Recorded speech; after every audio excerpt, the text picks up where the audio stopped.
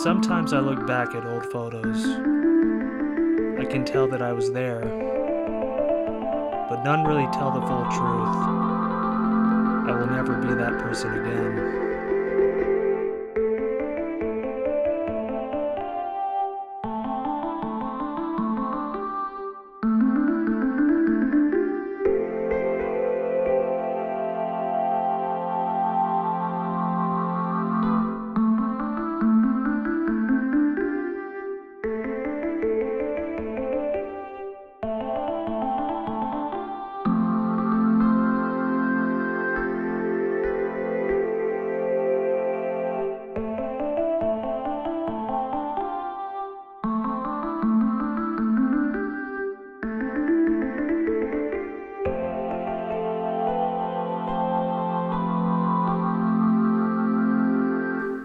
Hey, we gonna get something to eat? Give me a couple minutes. I gotta finish something up.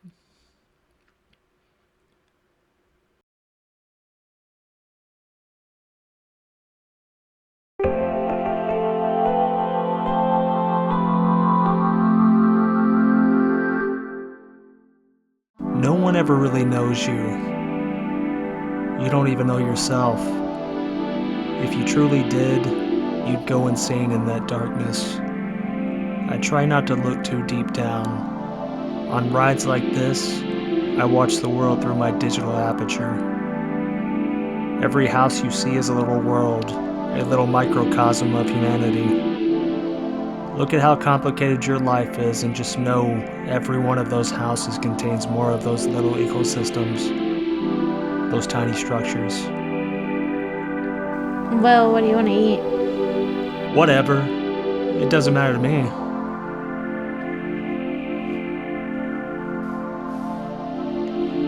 The days creep by like a loading screen to the next economic collapse, the next bailout of the rich, the next ransom of the working class. The smear of capitalism haunts the rooms of this deteriorating hotel. Well, I can't eat chicken again. You're burning me out. You're taught in schools what to believe, not how to believe. You're taught how to submit to the mold, not subvert expectations. Like a tired movie plot, the system wants to be able to predict your narrative. Well, why do I always have to pick where we eat? What do you mean? I always have to pick.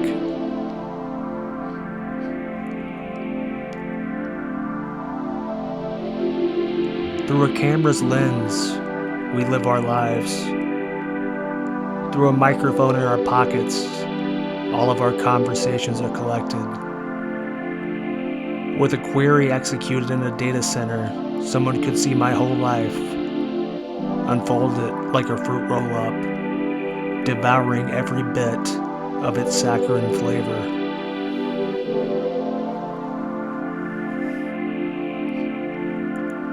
Sometimes I think of that void, the one I came from. It was different from this gnashing of teeth, this cosmic sore we call reality. It was quiet there. Not a deafening quiet, but one of soothing angularity. Through those cliffs of oblivion, I spent billions of years just waiting.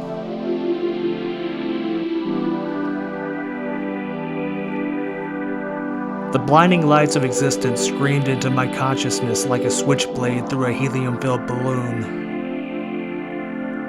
The puncture breaking the void wide open, my thoughts spilling out into a physical body of flesh and bone.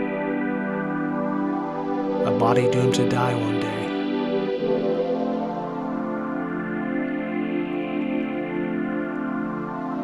I picked up my mask early.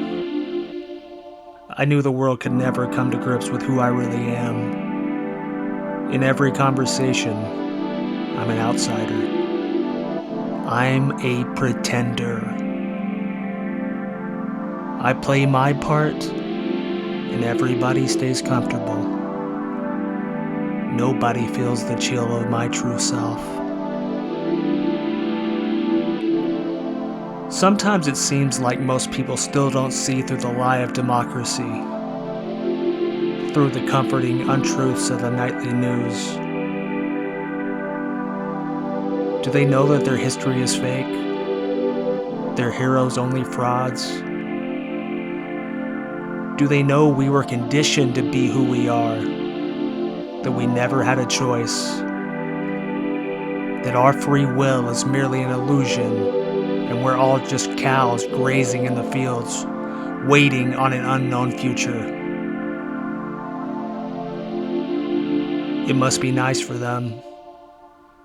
Ignorance truly is bliss. I'm not as lucky. I'm a volcano of rage, locked up in a cage of apathy and powerlessness. I can't do anything to fix this world, and it doesn't seem like anyone is coming to save it. Yet, I have to see the men behind the curtain. The ones pulling the strings. The ones who live off our backs while they sit in their mansions. The birth lottery is real, and I was a loser, like most people turn out to be. The most tragic thing is that everything I might believe may end up being incorrect. Enlightenment is beyond my conception. I'm just a ghost walking through a museum of his own creation. A collection of skeletons stripped of meaning in books long since debunked by reason. The explosive force that once wanted to burn it all down to purge the rot of society has dissipated into something clearer, something calmer.